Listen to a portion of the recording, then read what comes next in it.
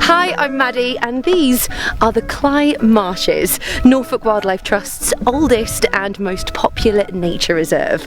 Here the coastal lagoons, reed beds and grazing marshlands support huge numbers of wildfowl and waders, but this area is also home to one of Britain's greatest wildlife success stories. In the early 2000s, something incredible happened. For the first time in nearly 350 years, one of Europe's most beautiful wading birds returned to this part of the UK to nest, the spoonbill. Cley and this stretch along the coast is a bird watcher's paradise, so I'm going to go into some of these hides, set up and hopefully see a spoonbill for myself.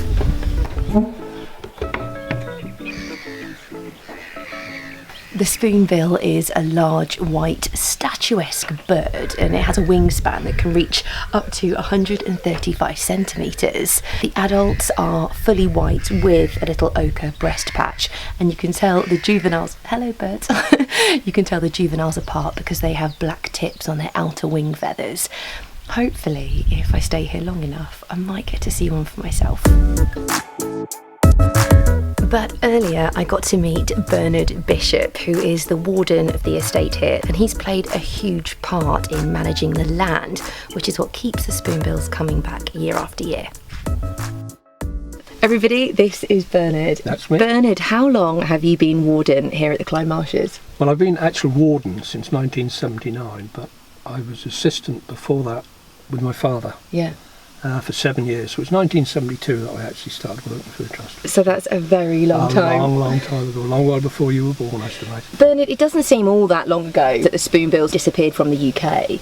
What was it that drove them away in the first place? Well, the thing that drove them away was collectors in those days, you know. I mean, they were shot for taxidermy purposes, they were shot for the plumes, the same with the little egrets. You know, they were hunted and persecuted until they were almost extinct in this country. They didn't disappear. I mean, we used to get them in the summertime. Yeah. Obviously birds that were nesting in Holland would come over, right. Especially if the wind was in the east or southeast or something like that. And I mean, it's great excitement to have a spoonbill, you know, gosh, spoonbill. So when was it that they returned? Do you remember it? Well, not really, not returned for nesting because it was kept quite secretive. Oh, was it? At that time, well, yeah, because, you know, collectors and people, they collectors and things like that. Even amongst the conservation bodies, nobody asked too many questions because nobody wanted to say anything. And now, of course, it's out in the open now. And it's nearby in Holcombe, is it? Holcombe, yeah. So it's over at Holcombe that they nest, but they come to the Cley Marshes here to feed? Yeah, they come here, and it's amazing really to see the young birds. They beg the parents to feed them, and then they regurgitate the food and feed them. So it's a lovely sight to see it. Now, it's no surprise where spoonbills get their names from. They have these long black beaks, which are slightly wider at the tip, so they quite literally bring their cutlery to dinner with them. But the way they use them is to just sweep them side to side in the water, back and forth. And it's here they pick up little fish and crustaceans, and that's the kind of thing they like to feed on in these pools. Right, okay, so they're really far away. There's a group of about 5 of them. Okay, they are just to the right of that island. Now the thing is with spoonbills is that actually once they're fed, once they're gorged on food, they'll then go and sleep for about 4 to 5 hours. So chances of them moving at this stage is quite rare.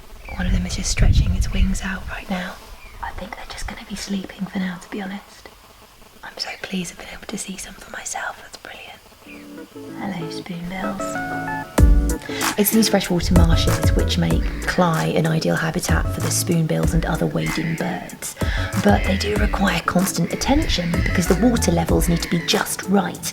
And the way Bernard and his team do this is by rotating a series of pipes that let water run off from the top balls down to the bottom, and that can be controlled on a daily basis depending on the weather. And how often do you do this? This time of the year has to be done 2 or 3 times a week. Really? Because you don't want too much water, you want the water just right for the waders. We're now starting the autumn migration, when the waders will be coming back from the breeding grounds, and we want it just right, this lovely wet mud, but not lots of water. So, you know, I'll come back out here tonight and shut this off. Yeah. And then if the weather stays like this, you know, maybe tomorrow again.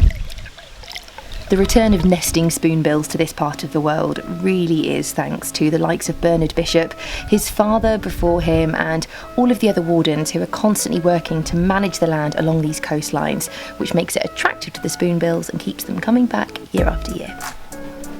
And that's it for today. I hope you enjoyed this video and you enjoyed learning all about the spoonbills. Subscribe, stay curious, and I'll see you soon.